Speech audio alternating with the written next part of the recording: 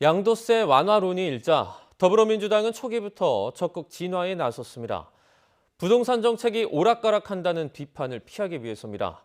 정부 여당이 24번의 부동산 대책을 내놓는 과정에서 시장에서는 정책 신뢰성이 점점 낮아져 일종의 트라우마가 생긴 것으로도 볼 수 있습니다.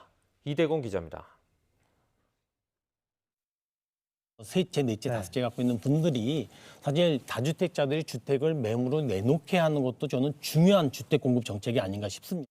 홍남기 경제부총리의 이 발언이 전해진 이후 누구보다 화들짝 놀란 건 바로 집권 여당이었습니다. 이낙연 대표가 직접 나서 양도세 완화의 뜻이 아니었다며 애써 외면하려 했지만 이미 시장에서는 현 정부가 인하카드를 만지작거리는 것으로 받아들였습니다. 이에 여당 지도부가 모두 나서 지금도 앞으로도 양도세 완화나 인하는 절대 없을 것이라며 못 박았습니다. 다주택자의 양도 차익에 중과세한다는 공평과세의 원칙을 가지고 부동산 안정화 정책을 흔들림 없이 밀고 나갈 것이라는 말씀을 드립니다. 민주당이 서둘러 진화에 나선 가장 큰 이유는 부동산 정책 신뢰성이 또다시 흔들릴 수 있다는 우려 때문입니다.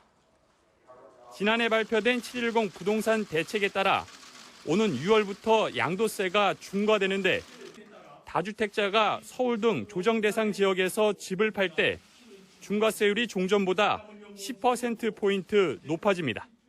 이렇게 되면 최고 양도세율은 2주택자가 62%, 3주택자 이상은 72%에 달합니다. 다주택자들이 6월 전에 집을 내놓을 수밖에 없다고 기대하고 있는 와중에 홍 부총리 발언이 전해진 겁니다.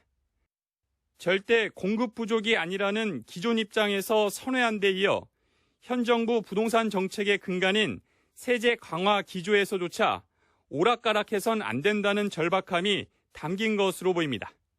게다가 정책 시행 전에 양도세를 완화한다고 해서 매물이 풀릴지도 의문입니다. 다주택자들이 저마다 자산 처분 계획을 짜놓은 상황에서 매매로 돌아서기보다는 아예 버텨보자는 쪽으로 갈 수 있기 때문입니다.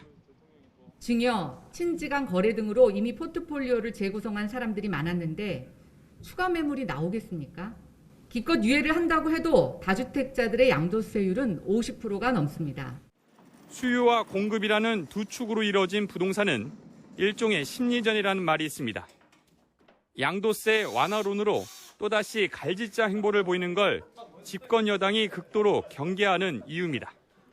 YTN 이다운입니다.